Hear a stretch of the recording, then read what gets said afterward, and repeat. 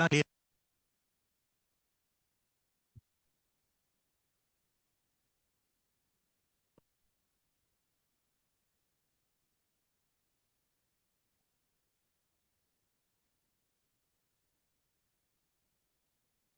Boa tarde. Vamos dar início às sessões de 2025. Hoje, começando com avanços na visualização de sistemas biológicos. Eu queria convidar o secretário da secção de Ciências Aplicadas, o acadêmico Carlos Mandarim, para tomar assento à mesa, por favor. Boa tarde, senhoras acadêmicas, senhores acadêmicos, senhoras e senhores convidados.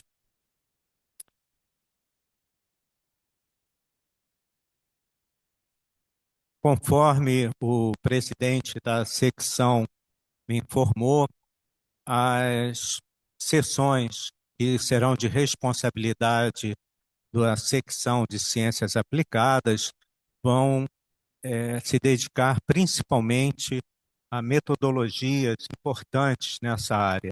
Isso é algo muito relevante para a nossa academia, porque hoje em dia essas metodologias estão presentes em todas as áreas da medicina, incluindo a psiquiatria.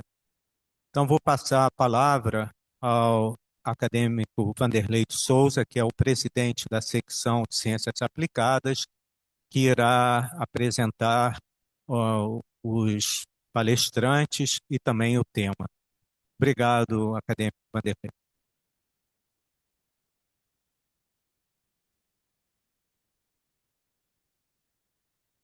Senhor presidente da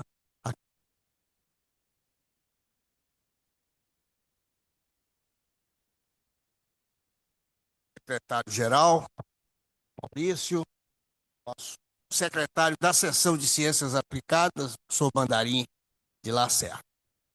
Eu queria registrar primeiro a satisfação da seção de Ciências Aplicadas por ser contemplada ao longo deste ano e dos próximos, ao longo dessa gestão, com um número bastante significativo de secções. Teremos a cada 4 semanas uma sessão de ciências aplicadas, o que vai, obviamente, exigir de todos os membros das ciências aplicadas uma mobilização muito grande. Inclusive, vamos marcar uma reunião aí nas próximas 1 ou 2 semanas de toda a secção para discutirmos temas. Enquanto essa secção, essa reunião ainda não ocorreu, né, nós programamos as duas primeiras. Esta de hoje, toda dedicada a metodologias de imagem, com grande ênfase na parte microscópica e submicroscópica.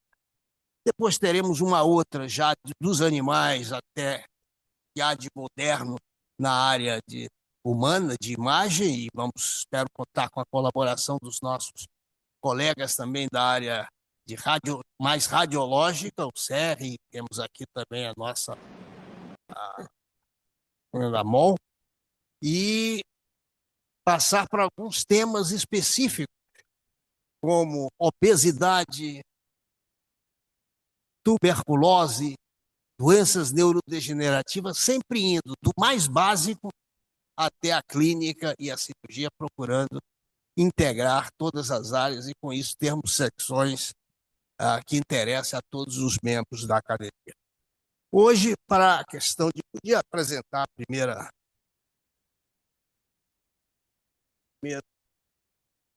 diapositivo para introduzir este simpósio.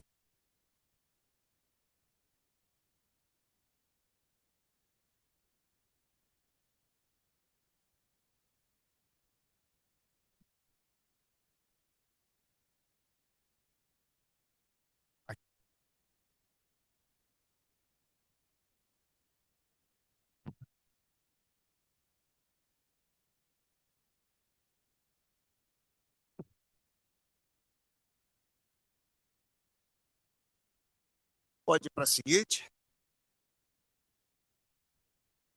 Próximo. ela está estruturada, de modo que nessas duas primeiras apresentações, agora nesse primeiro horário, nós teremos o professor Manuel Costa, professor do Instituto de Ciências Biomédicas da UFRJ, que vai nos dar uma visão sobre a chamada microscopia confocal. Logo em seguida, a doutora Emília Barrias, do Instituto Nacional de Metrologia, vai abordar o tema da superresolução em microscopia. Segue-se o nosso intervalo tradicional e às 18h30 voltaremos para um outro componente, abordando a questão das estruturas, sobretudo de macromoléculas, com o nosso colega Gerson Lima. Eu falarei alguma coisa sobre a microscopia, as microscopias de varredura, e em seguida o professor Antônio Carlos Campos de Carvalho sobre o imageamento de animais. Seguinte, importante registrar de que houve uma grande evolução em metodologias para observação de sistemas biológicos. Desde as técnicas tradicionais de radiologia, mas também as técnicas mais modernas, procurando analisar o organismo inteiro, inicialmente em pacientes, mas logo em seguida desenvolvimento de equipamentos para uso em animais. E nesse ponto, o Centro Nacional de Biologia Estrutural e Bioimagens da UFRJ, o CENABio, quer dizer, contempla todos os equipamentos que estão listados nesses grandes esquemas aqui nesse diapositivo. Desde o lado dos animais, e nessa parte, nossa acadêmica Fernanda Moll e o Antônio Carlos Gabalho, o próprio Walterzinho, tiveram uma participação muito importante na nucleação dessa unidade. Depois a parte de microscopia, todas as modalidades de microscopia, e em seguida a parte das estruturas de macromoléculas, né? Trabalho realizado, coordenado pelo Gerson Lima, usando ressonância nuclear magnética, mas agora também com a criomicroscopia avançando, e certamente ele abordará nessa parte. A nossa primeira sessão de agora vai estar ligada a uma parte do espectro aqui mostrado, sobretudo a de baixo, onde a microscopia óptica passa por uma revolução que permite a nossa visualização de estruturas no domínio do nanômetro. Tanto na microscopia confocal e na microscopia de superresolução, nós vamos ver como se avançou em muito a microscopia óptica, e isso é o que vamos já iniciar de imediato com o professor Manuel Costa, que vai nos falar sobre a microscopia confocal e suas aplicações. Por favor.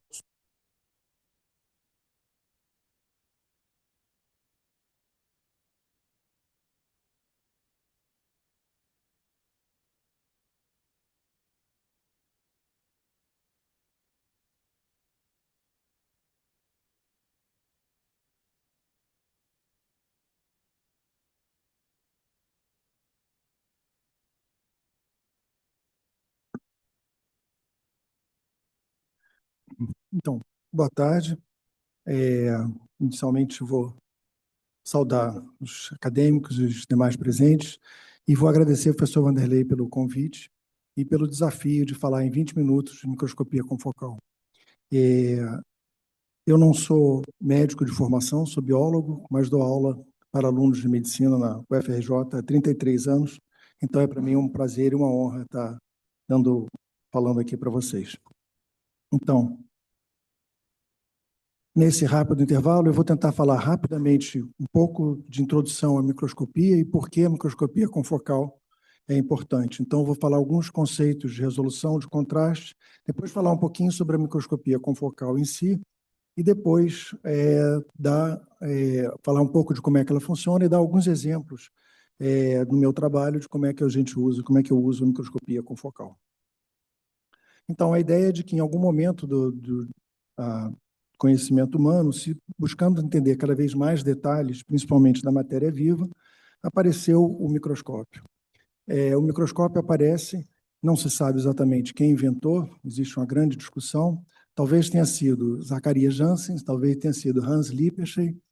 É uma questão tão controversa que já em 1650 aparece um livro sobre qual é o verdadeiro inventor do telescópio e, por extensão, do microscópio. Os dois apareceram juntos. Esse assunto continua sendo discutido até hoje. Teve uma sessão comemorativa de 400 anos da invenção do telescópio e do microscópio em Middelburg, na Holanda, e até hoje está se discutindo quem foi realmente o inventor do microscópio. Seja como for, em 1620, Cornelius Drebbel tinha um microscópio composto que foi visto por Galileu Galilei e que o Galileu faz a sua própria versão, então, do microscópio óptico, que ele chama de occhiolino, de olho pequeno, e que é na Academia dei Lince que vão chamar, então, esse microscópio de microscópio. Esse occhiolino eles vão chamar de microscópio. A Academia dei Lince é a precursora da Academia Pontifícia de Ciências, e eu registro o fato porque a gente está aqui 400 anos depois falando de novo numa academia científica. Essa primeira publicação foi feita por acadêmicos da Academia dei Lince, que publicam observações com microscópio óptico ainda em 1625. Mas vai ser com Leeuwenhoek e com Robert Hooke que essas observações ao microscópio vão ganhar importância e vão passar a fazer parte do mundo científico. Então, Leeuwenhoek vai descrever uma série de observações em cartas para a Sociedade Real Inglesa durante 35 anos e, mais ou menos no mesmo tempo, Robert Hooke, que era curador de experimentos da Sociedade Real Inglesa, também vai publicar suas próprias observações ao microscópio.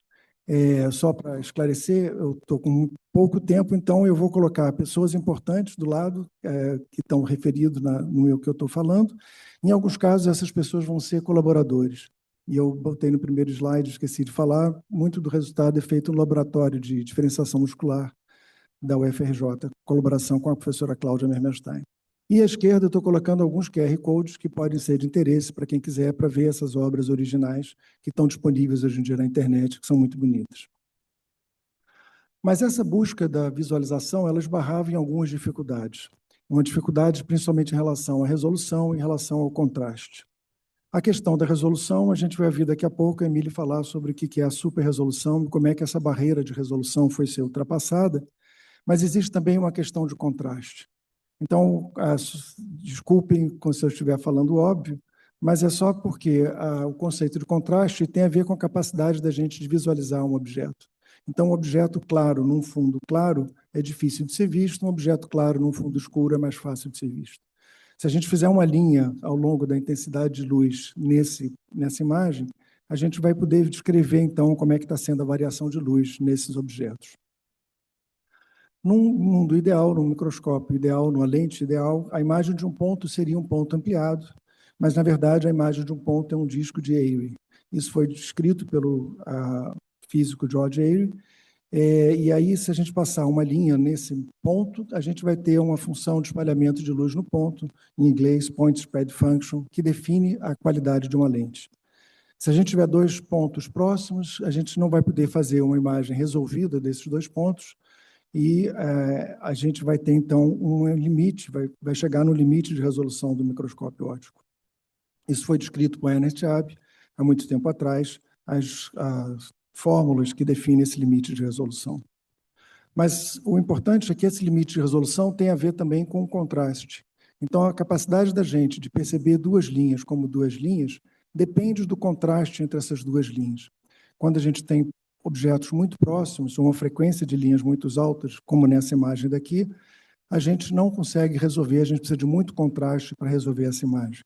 À direita, a gente está vendo que linhas com uma certa distância numa lente são imagiadas, podem ser imagiadas por uma lente.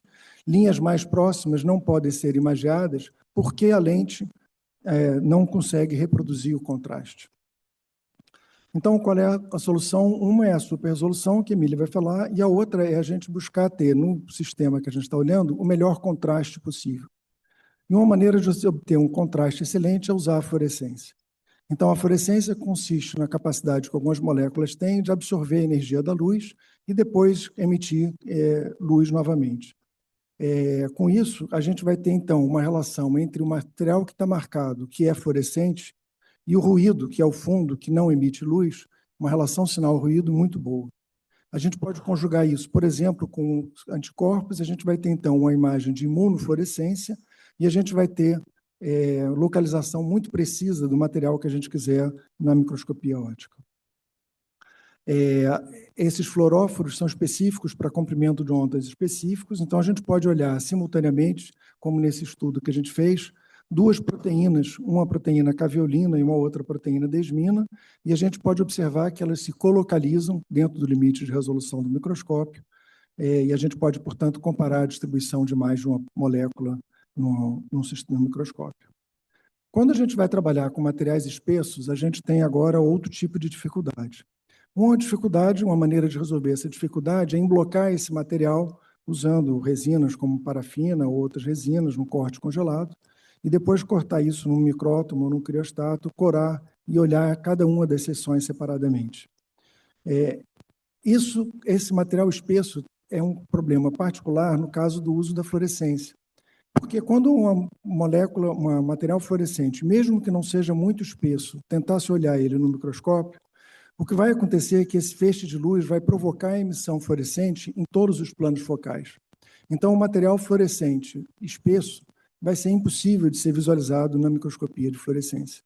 Então, a solução para isso foi dada pelo Marv Minsky, que pede a patente para o microscópio chamado confocal em 1957, e é baseado num sistema simples. A ideia dele era de que, quando a gente ilumina aqui em duas configurações, numa transiluminação à esquerda ou numa epiluminação à direita, quando a gente ilumina um ponto num sistema de células, numa célula, a gente vai ter a imagem sendo formada também num único ponto, num certo plano de formação da imagem.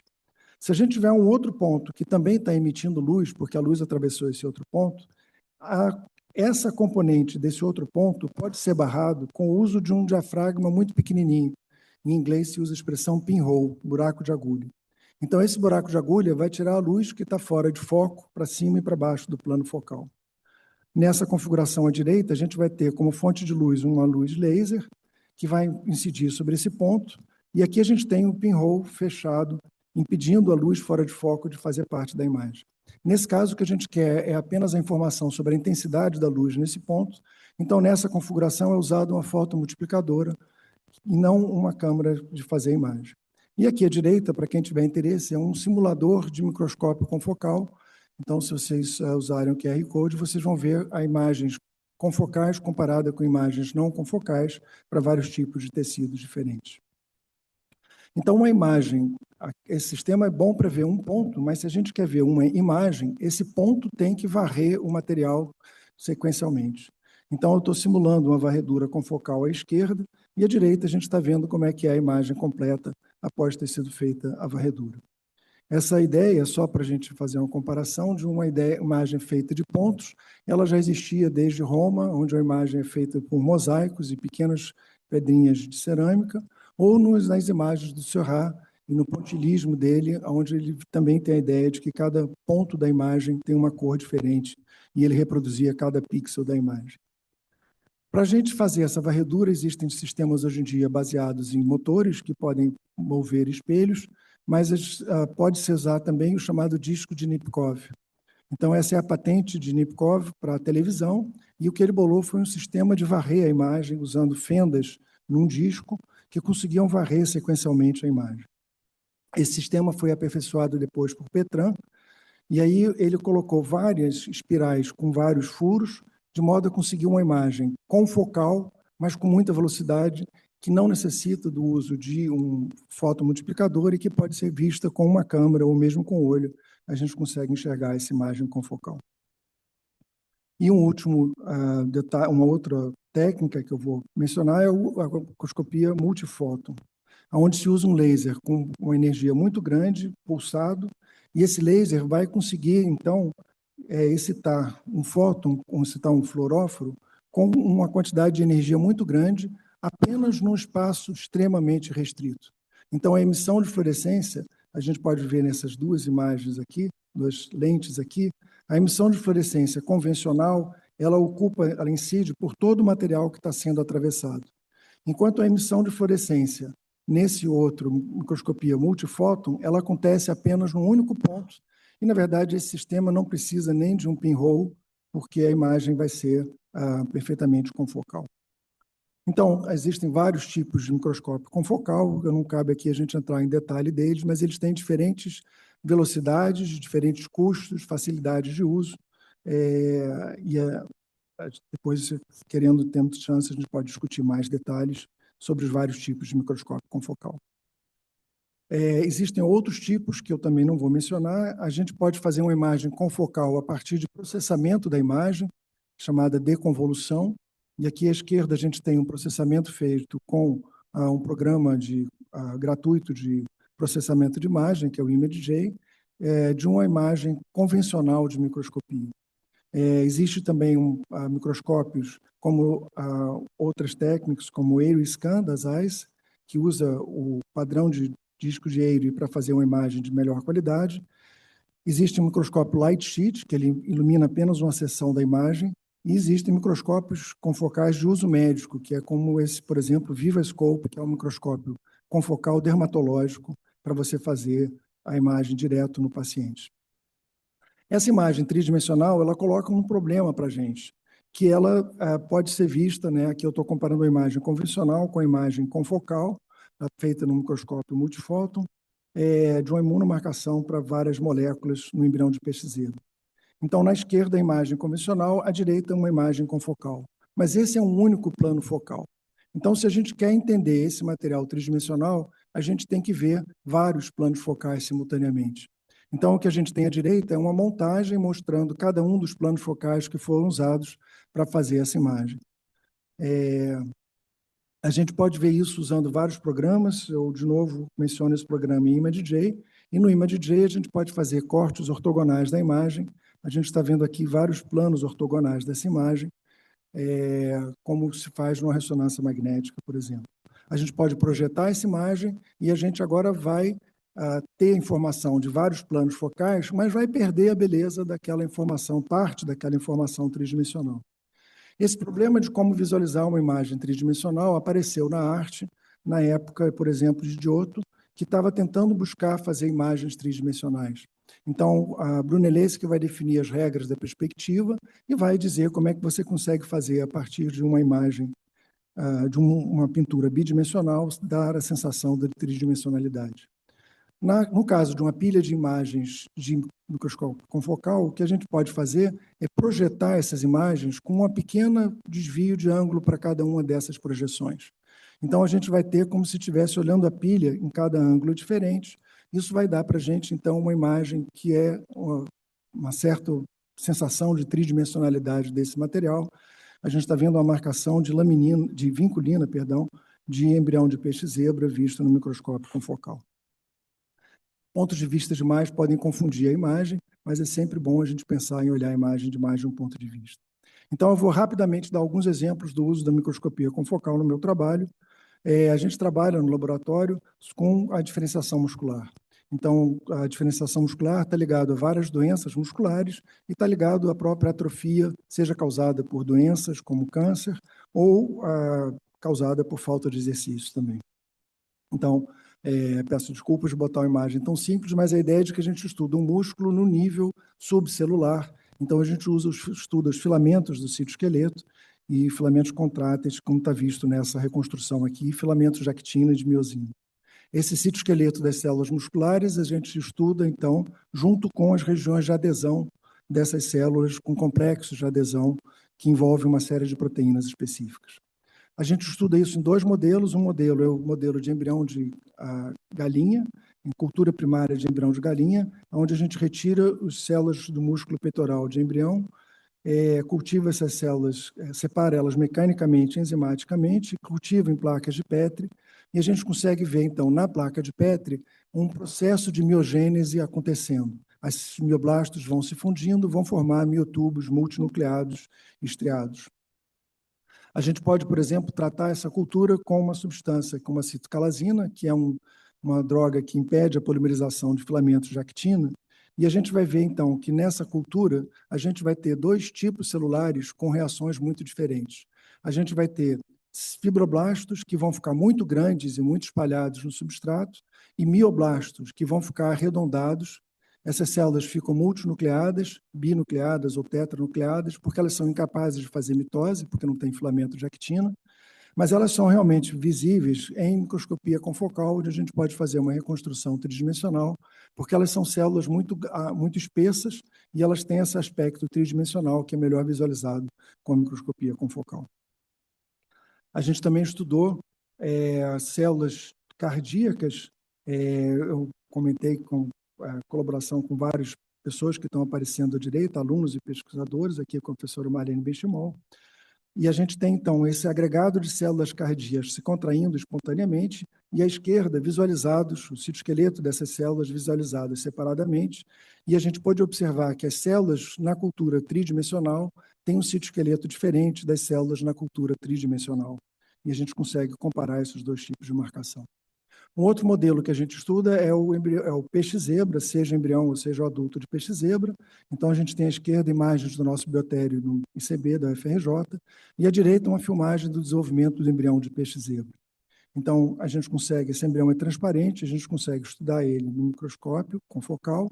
E nesse artigo, por exemplo, a gente estudou a distribuição de proteínas de matriz extracelular comparado com proteínas intracelulares, de adesão celular. Então, a gente vê que a proteína fibronectina aparece antes da proteína vinculina, ou seja, a região de matriz extracelular se especializa, se forma uma região de adesão antes da região intracelular se formar, e isso pode ser visto nessa reconstrução tridimensional do embrião de peixe-zebra. A gente também trabalhou com estatinas, vocês conhecem melhor do que eu, uma droga que inibe a síntese de colesterol, que é usada para tratar hipercolesterolemia. E quando a gente trata embriões de peixe-zebra com simvastatina, a gente tem uma grande alteração na formação do embrião, em particular uma alteração na formação das miofibrilas. Então, a gente vai ter aqui, o filme não está rodando, a gente vai ter aqui à esquerda uma marcação de células marcadas para actina e para laminina, e a gente está vendo, então, esse septo de tecido conjuntivo e as células perfeitamente estriadas.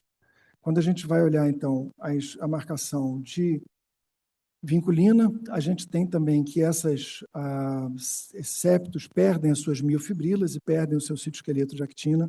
Peço desculpas que os dois filmes não funcionaram aqui nesse momento. A gente também está estudando, pode estudar nesses embriões, xenoenxerto de células humanas crescendo nesses embriões, e aí, nesse caso, é uma tecnologia desenvolvida pela professora Rita Fior para fazer diagnóstico de células cancerosas crescendo nesse ambiente do peixe-zebra, e a gente está estudando, usando esse modelo para ver como que o músculo se comporta diante dessa agressão, desse tumor que é colocado no peixe. Então, aqui a gente tem células fluorescentes vistas na cauda do embrião de peixe-zebra. A gente acabou de publicar um artigo que a gente trabalha, então, estudando o citoesqueleto de células em cultura, usando microscopia confocal, mas tentando fazer uma abordagem simultaneamente estrutural e funcional. Então, a gente também estudou o movimento do peixe-zebra, e aqui a gente está vendo, então, peixe-zebras adultos se movimentando numa calha, e a gente está analisando esse movimento desse peixe-zebra. Também em colaboração com o professor Marcelo Frasblat, a gente está fazendo um estudo de blastocistos e o citoesqueleto desses blastocistos também, estudando a actina e os núcleos nesses blastocistos. Então, esse é o pessoal do laboratório que participou desse trabalho, e eu agradeço, então, pela presença.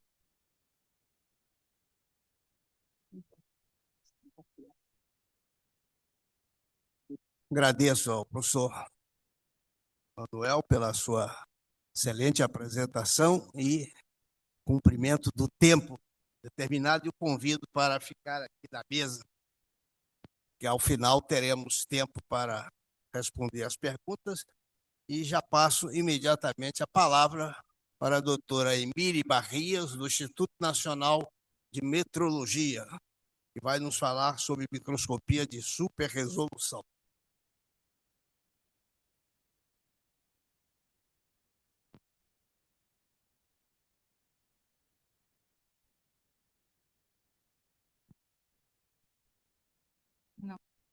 É.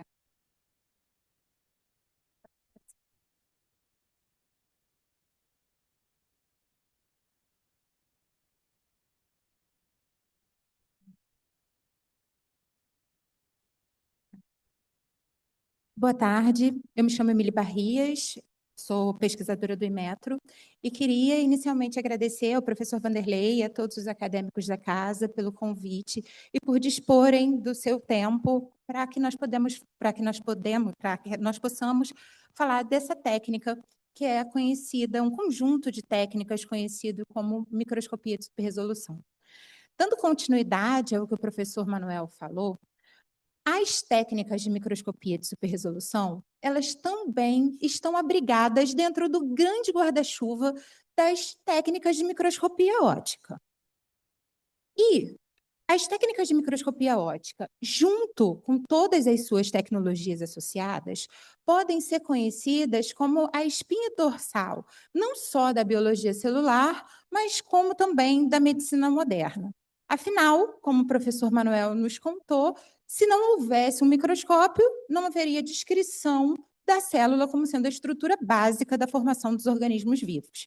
Além do mais, o advento de várias tecnologias de microscopia óptica fizeram com que, em medicina, nós pudéssemos ter o diagnóstico de diversas doenças, o diagnóstico de patologias, a formação de novos quimioterápicos, o estudo para novos quimioterápicos para diversas doenças conhecidas hoje na modernidade. E, quando nós pensamos em conseguir observar o nosso mundo ao redor, nós sabemos que os nossos olhos, os olhos humanos, eles são capazes de resolver objetos que tenham aproximadamente 100 micrômetros. E quando a gente passa essa história do que a gente consegue enxergar para o que existe no mundo, principalmente quando a gente pensa no que existe em relação a organismos vivos, nós passamos para que células tenham aproximadamente entre 10 e 30 micrômetros, mas os interesses celulares que vão dar origem à dinâmica, à fisiologia de todos os organismos, tem uma escala muito menor do que essa. Fica lá em torno de 40 nanômetros para vesículas sinápticas e vamos falar de estruturas que chegam até Armstrong, como, por exemplo, os nossos neurotransmissores.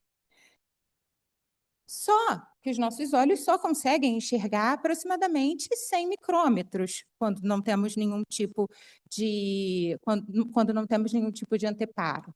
E isso é porque, para enxergar qualquer objeto, a gente precisa de luz. E luz tem características de onda.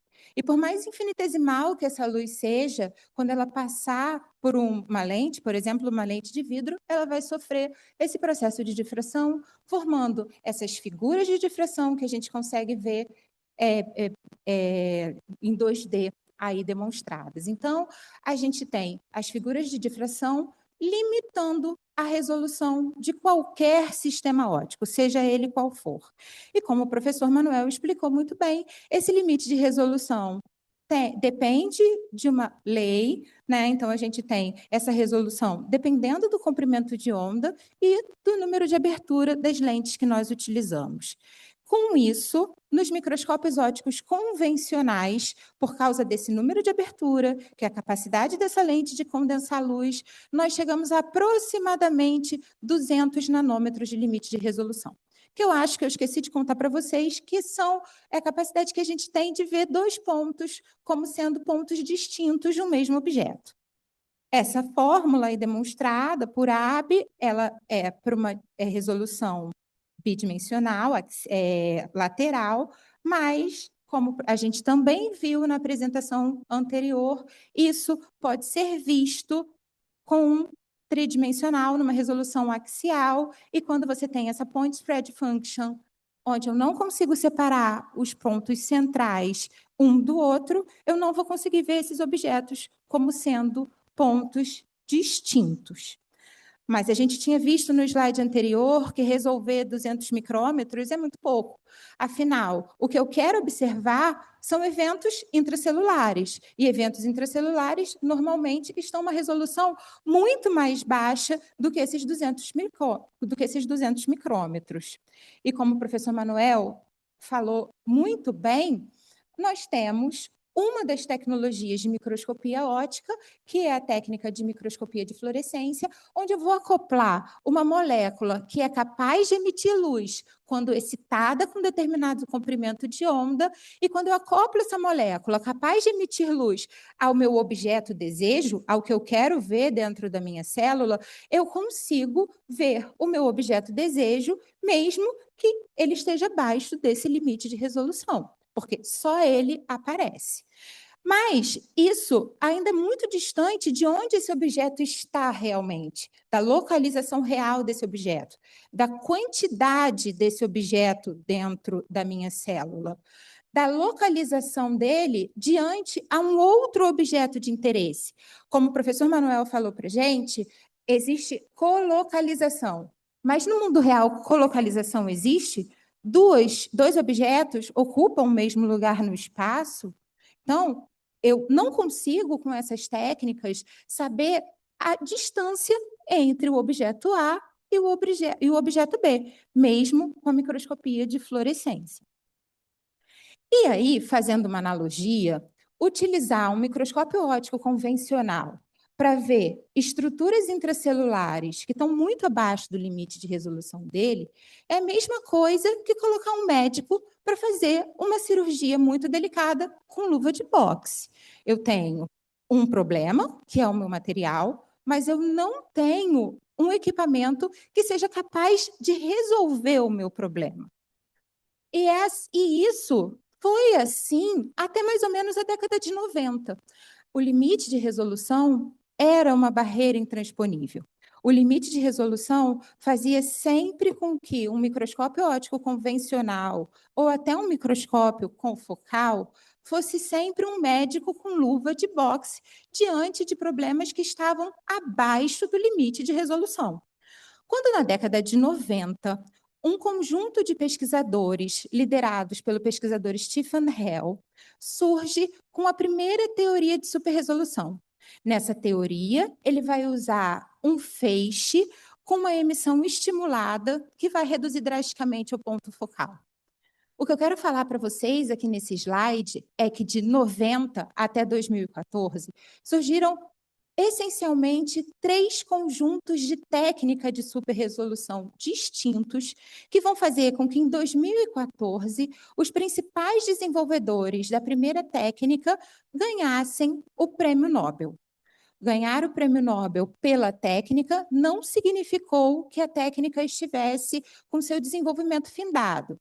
De 2014 até hoje, diversas outras técnicas de microscopia de superresolução foram sendo desenvolvidas por diferentes empresas e hoje nós temos um conjunto de técnicas que é muito mais amplo do que nós tínhamos na época do Prêmio Nobel.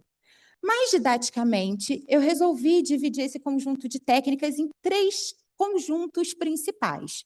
Um conjunto que a gente vai chamar de microscopia de iluminação estruturada, um conjunto que é o conjunto do nosso guarda-chuva dos métodos determinísticos, aqui representado pelo STED, nós vamos falar um pouquinho mais dele para frente, e um conjunto que é o guarda-chuva dos métodos estocásticos, aqui que passou a ser chamado de microscopia de localização de molécula única.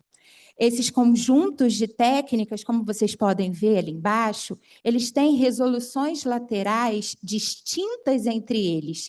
E se vocês conseguirem perceber, essas resoluções laterais vão desde a metade do limite de resolução de um microscópio óptico convencional até cerca de 10 vezes o limite de resolução de um microscópio óptico convencional.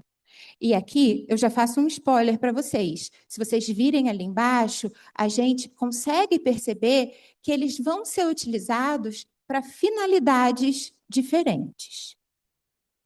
Mas como é que essas técnicas funcionam? Então, a primeira técnica que nós vamos conversar é a microscopia de iluminação estruturada. Como o professor Manuel falou, um microscópio óptico convencional, ele forma a imagem a partir de frequências espaciais baixas. Só que um material ele não é formado só por frequências espaciais baixas. Ele também tem informações de frequências espaciais altas. Normalmente, essas informações de frequências espaciais altas, elas estão abaixo desse limite de resolução.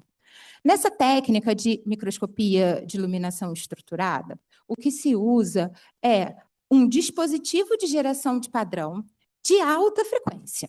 Esse dispositivo de geração de padrão de alta frequência, associado a um material que vai ter regiões de alta frequência, vai gerar imagens que sejam imagens representativas das regiões de alta frequência em baixa frequência. E aí agora nós vamos conseguir produzir imagem desse material.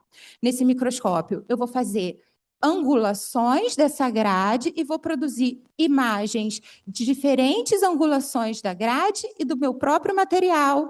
E essa técnica é uma técnica que é baseada basicamente em algoritmos matemáticos. Então, eu vou utilizar vários algoritmos matemáticos, a transformada de Fourier, para formar um pack de imagens onde eu tenha a minha resolução 2 vezes maior do que a resolução proposta pelo limite de difração.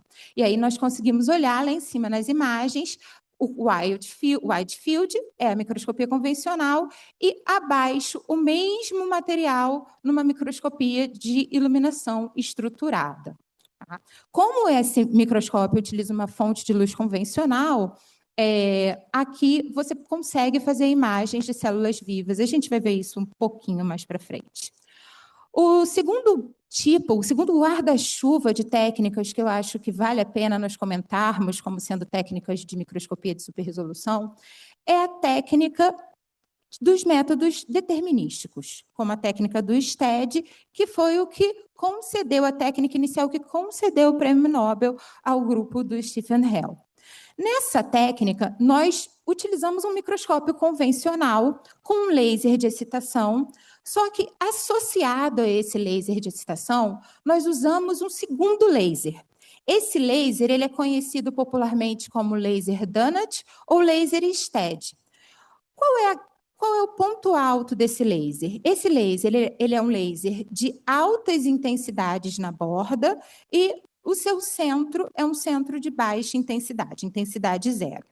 Com isso, pelo fato de ter alta intensidade na borda, e quando eu falo intensidade, só para a gente pontuar o que é isso, quando a gente pensa em luz solar, a gente tem uma intensidade de 1 watt por centímetro quadrado, e aqui, para ter uma resolução de aproximadamente 30 nanômetros, eu vou ter 1 gigawatts por centímetro quadrado. O que acontece ali, quando eu tenho essa alta intensidade na periferia, essas moléculas elas ficam branqueadas. Elas não têm mais a capacidade de emitir luz. E só o centro vai ser capaz de emitir luz. E quando a gente compara isso, o STED, né, com um microscópio convencional, olha lá a curva de contraste, onde isso fica reduzido e na parte prática, nós conseguimos observar ali nas mitocôndrias, que eu consigo observar agora a membrana interna dessas mitocôndrias, coisa que eu não conseguia observar com o microscópio confocal. Por outro lado, como ele usa muita energia, ele é muito fototóxico. Então, não é uma boa técnica para nós utilizarmos em células vivas. E o terceiro conjunto, desculpa que não está aqui, né? O terceiro conjunto, é o conjunto dos métodos estocásticos. Os métodos estocásticos hoje são o maior conjunto de microscópios de superresolução. Mas todos eles trabalham com o mesmo princípio físico. É o princípio físico de que aquela molécula fluorescente pode chegar num estado de excitação onde ela não emite luz. Lá naquele diagrama que eu mostrei para vocês no início, esse estado era chamado de estado proibitivo. E depois essas moléculas elas vão voltando para o seu estado fundamental, que é o estado de emissão de luz, uma de cada vez, de modo que cada pixel da minha câmera para obtenção de imagem tenha somente a informação de um ponto. Então, esse tipo de microscopia, ele também é chamado de microscopia de pontilismo, já que você vai ter informação de cada molécula, várias imagens vão ser formadas, e depois o conjunto dessas imagens vai ser renderizado, você vai ter o centroide de cada fluoróforo marcado para formar esse pack de imagens. E, de modo geral, todos esses microscópios, eles resolvem o problema da resolução. Cada nova tecnologia, eu tenho resoluções que são maiores, eu consigo resolver melhor, a distância entre dois pontos podem estar bem próximas. Mas será que resolver resolução com as provas de conceito que as empresas de microscopia faz significa resolver problemas científicos, resolver problemas médicos? E aí, sim, a gente consegue observar nessa imagem que, quando a gente usa uma microscopia de iluminação estruturada, pode-se observar com o time-lapse a produção desses corpos dendríticos e, ali na seta, a formação das vesículas sinápticas. E o conjunto dos resultados desse artigo mostra um novo desenvolvimento do sistema nervoso. Também foi possível observar, utilizando técnicas como técnicas estocásticas, a formação das placas beta-amiloides e o tamanho dessas placas beta-amiloides em relação ao tempo, como a gente consegue observar ali em 24 e em 48 horas, o que traz informações sobre a doença de Alzheimer. Também é possível observar em vivo a agregação das alfa-sinucleínas, que estão diretamente envolvidas no mal de Parkinson. Então, a gente consegue também observar nessa imagem, no decorrer do tempo, até 72 horas, a agregação dessas placas.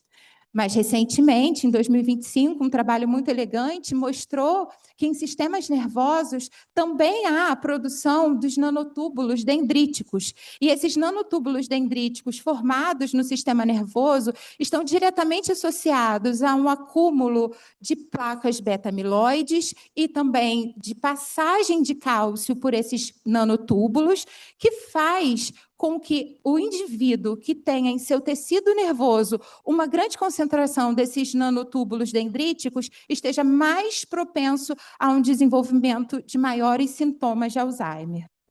Mas esse processo não ocorre só no sistema nervoso, né? Essas tecnologias, elas não precisam ser usadas só no sistema nervoso. Elas também podem ser utilizadas para verificação da produção de uma carga viral intracelular, como nós conseguimos ver aqui com a marcação do RNA de um vírus SARS-CoV-2, com a ligação desse vírus com uma célula hospedeira, como nós conseguimos ver no diagrama da direita. Também podemos utilizar essas técnicas para observar a formação dos receptores cardíacos de anodina. Aqui, utilizando essa técnica, esse grupo de pesquisa conseguiu observar a formação de um tetrômero desses receptores. E, além de observar que esses receptores formavam um tetrômero, também observou que eles estavam localizados muito próximos a regiões de retículo endoplasmático.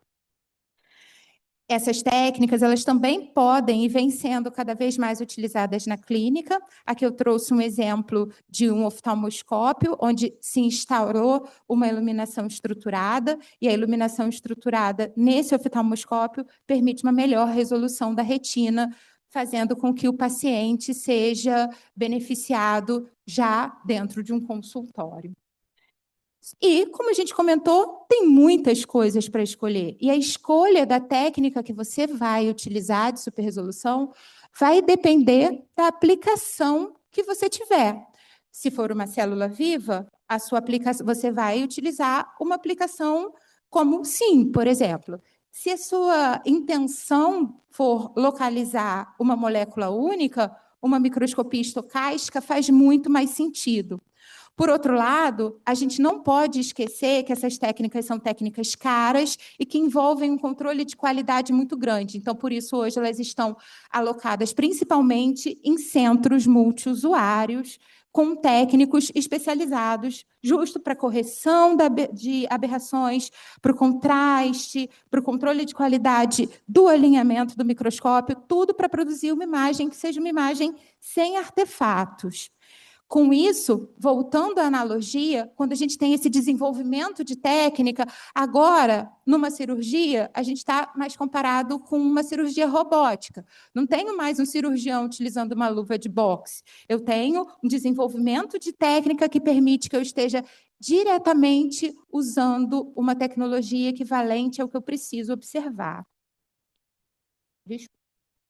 Com isso, o que podemos observar é que o desenvolvimento das tecnologias faz com que o invisível seja somente uma questão de técnica.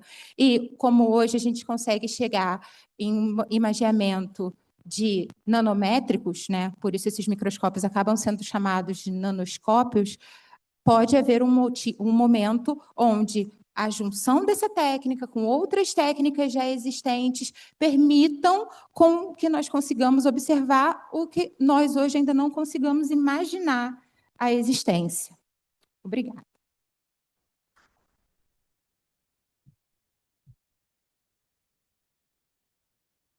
Obrigado, Emílio, por favor. Nós agora dispomos de algum tempo para discussão, de modo que eu pergunto se algum dos acadêmicos deseja fazer alguma palavra. Temos aqui o Mandarim e o Paulo. O presidente também está inscrito. Abaixa o microfone aqui. Obrigado, Vanderlei, pelas palavras. Bom, eu não podia deixar de falar, né? Porque eu fiz mestrado nesse grupo, em 1979. Você estava voltando, acho que de fora. Eu tive uma aula com Vanderlei, na época era o professor Raul Machado que nos dava aula. Estou falando de coisas de 40... Eu não mais vou de 40 Vanderlei, não. Hein? Não estou tão idoso. Então,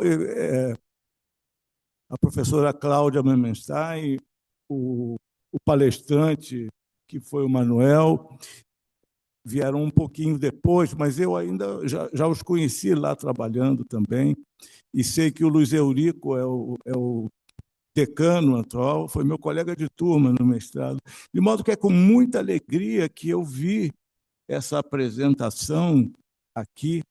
E eu queria também chamar a atenção, não é propriamente uma pergunta, mas, por exemplo, a microscopia confocal no Rio de Janeiro deve um pouco ao professor Henrique Lenze, da Fiocruz, que foi, no meu conceito, um pioneiro em trazer a microscopia confocal.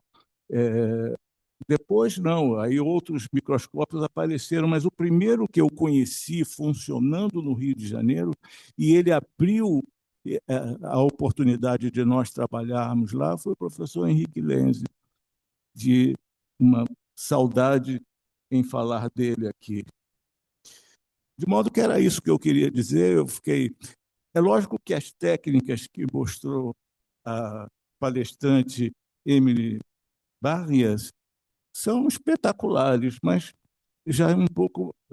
Isso depende muito de financiamento. Vanderlei, cadê esse financiamento para a gente ter esses equipamentos, né? Porque são equipamentos, e ela chamou a atenção aqui, cuja manutenção é muito problemática. Eu tenho um confocal da Nikon, um M2 da Nikon, que é um modelo simples, e é difícil. A Nikon saiu do Brasil, não tem mais Nikon no Brasil para manutenção dos equipamentos. A gente conseguiu fazer uma manutenção agora com uma empresa terceirizada, mas isso não é a mesma coisa, né?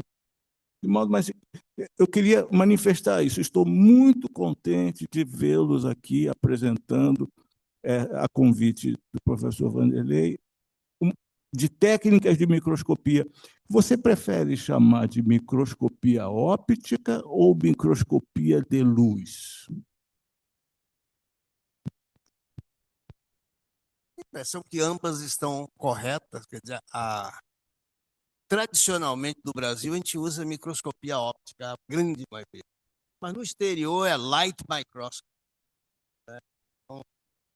Para diferenciar da microscopia eletrônica, que não usa luz, usa elétrons. Então, eu prefiro chamar de microscopia de luz, porque eu deixo a microscopia eletrônica numa outra. Quer dizer, isso é uma opinião pessoal. Muito obrigado.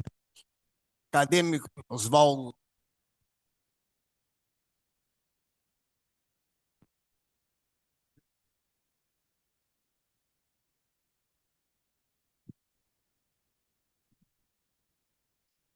Presidente acadêmico Antônio Egídio Nardi. Presidente acadêmico Antônio Egídio Nardi, minhas queridas confreiras, meus queridos confrades, convidados, uma sessão maravilhosa. E por que um clínico ousaria fazer um comentário nessa sessão tão bem organizada? A razão é muito simples. Quando eu comecei a fazer neurologia, o professor Fernando Pompeu disse assim: procure um neuropatologista na sua formação. Estava no 3º ano de medicina. E sou cria do professor Basílio, nessa formação. E, com isso, eu tenho uma certa intimidade com a microscopia de luz e a microscopia eletrônica. E, mais recentemente, tive a oportunidade de trazer para o nosso meio a microscopia confocal de córnea. Por que eu estou chamando a atenção? Porque é uma técnica simples em que eu posso avaliar em 4 minutos, em cada olho, a presença das fibras amielínicas. Isso é tão interessante que você pode fazer um diagnóstico precoce e preciso de neuropatia de fibras finas, por exemplo, no indivíduo que está desenvolvendo ou que na família possa ter uma história de diabetes. Então, alguns pacientes nós fizemos o diagnóstico dessa maneira. Portanto, é um método extraordinariamente útil. Nós fizemos a normatização e, inclusive, já tem publicação sobre isso. O grande problema que acontece nesse nosso Brasil é que levaram o nosso microscópio confocal. Então, no momento, temos uma interrupção da nossa pesquisa, já que é um instrumento caro, é um microscópio caro. Então, essa oportunidade de poder ver todas essas questões relacionadas à imagem, ouviu o professor Vanderlei de trazer esse simpósio hoje, me fez despertar de novo o interesse em ver se eu consigo um novo microscópio confocal, porque isso facilita muito o diagnóstico dessas neuropatias de fibras finas e também das inflamatórias, porque pode haver uma proliferação de célula de Langerhans, quando se vê a córnea do paciente, mostrando, portanto, atividade imune. Eu não sei se o acadêmico, meu xará, Oswaldo, com W, gostaria de fazer algumas considerações, já que é um método muito utilizado também para avaliar a borda dos transplantes de córnea. Obrigado. Presidente, posso usar a palavra? Em primeiro lugar, parabéns aí pela primeira sessão aí da sua gestão, que certamente será muito profícua e vitoriosa aqui para a academia. Em relação, por exemplo, aos exames que a gente está vendo, as imagens hoje, os métodos diagnósticos, eu acho que modificaram completamente o diagnóstico e o controle dos pacientes. A microscopia confocal, por exemplo, ainda é uma coisa que está crescendo muito na oftalmologia, mas é uma maneira que a gente tem de avaliar as diversas camadas da córnea, do plexo nervoso corneano, por exemplo, no diagnóstico precoce de neuropatias diabéticas, isso parece ser importante. Também próprios quadros infecciosos e inflamatórios da córnea, que a gente pode até detectar a presença de determinados micro-organismos, como a cantameba, que podem ser detectados pela microscopia confocal. E também no controle do pós-operatório, de transplantes de córnea, de patologias corneanas, ela se apresenta provavelmente com uma técnica que cada vez vai ser assim mais usada. E também, além disso, da confocal, hoje, por exemplo, a gente tem a tomografia de coerência óptica, o ACT, que eu acho que mudou completamente a avaliação, aí já não da córnea, mas basicamente também da córnea, mas também do polo posterior do olho, na avaliação da retina, em que a gente tem imagens quase que histológicas, num exame rápido, não invasivo, com resultados hoje impressionantes no diagnóstico e no controle das diversas patologias assim de córnea, de retina, de mácula. Era isso. Obrigado, presidente. Obrigado, acadêmico Moura Brasil, nosso presidente Nardi. Antes de encerrar a sessão, ele também quer fazer uma pergunta, um comentário. Eu conheci o acadêmico Vanderlei como professor Vanderlei na biofísica, quando chegou o microscópio eletrônico. O professor Aires da Fonseca Costa fazia circulação extracorpórea em cães, eu operava esses cães e parte do pulmão, algumas biópsias do pulmão, eram levadas para a microscopia eletrônica. Não sei se o professor Vanderlei lembra desse estudo. Foi aí que eu conheci a microscopia eletrônica e o professor Vanderlei. Mas eu quero parabenizar os dois professores pelas excelentes apresentações. Eu fiquei muito empolgado, vou fazer apenas uma pergunta.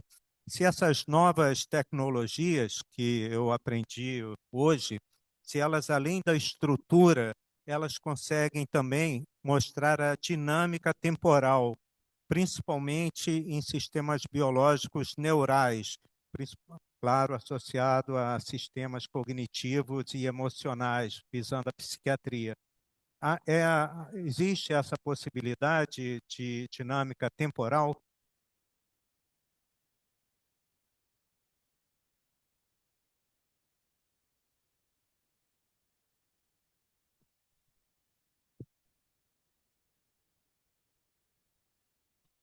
Existe essa possibilidade de dinâmica temporal. Tem coisas que já vêm sendo feitas, principalmente com associação de técnicas. Então, tem técnicas de FCS associadas a técnicas de superresolução. Tem uma... Já tem muitos artigos de superresolução envolvendo técnicas com estudo de esquizofrenia. Não sei se vai ao que você está falando, mas existe associação, sim, de dinâmica temporal nessas técnicas. Então, sim, existe a possibilidade de fazer uma imagem de material vivo. No caso particular da microscopia multifóton, ela usa comprimentos de onda pequenos para fazer a excitação. A brincadeira de se é luz ou não é luz, porque a luz infravermelho já está saindo da luz, em certo sentido, mas existem fótons também. E eles têm uma capacidade de penetração muito grande. Então, você pode fazer imagem do cérebro e ver a movimentação de vesículas no cérebro usando multifóton com um animal vivo. Não sei se tem aplicações clínicas já, mas certamente você pode fazer com material vivo. Vai depender um pouco da tecnologia. E aí, só aproveitar também para comentar a questão da oftalmologia, e o microscópio de fenda, que se usa muito, né, em oftalmologia, não deixa de ser um princípio de microscópio confocal, porque a ideia é de que a fenda vai impedir a imagem que está fora de foco e vai melhorar a qualidade da imagem. E existem microscópios de fenda que conseguem, ao mesmo tempo, fazer a varredura da imagem muito rapidamente, portanto, de material vivo, e que, portanto, são de baixo custo, porque eles não dependem de um laser, não dependem de fotomultiplicador. Então, o que se coloca é apenas um sistema de varredura rápido da imagem, e é um sistema, na época em que um confocal de laser custava $1 milhão, um confocal de disco custava $200.000. Hoje em dia, esse valor caiu mais ainda. Então, hoje em dia, existem microscópios confocais que são relativamente baratos e que conseguem fazer varredura de material vivo. Agradeço as belíssimas apresentações e quero convidar a todos para retornarem às 18 horas para a segunda parte desse simpósio e agora vamos ao nosso lanche acadêmico. Obrigado. Vamos lá.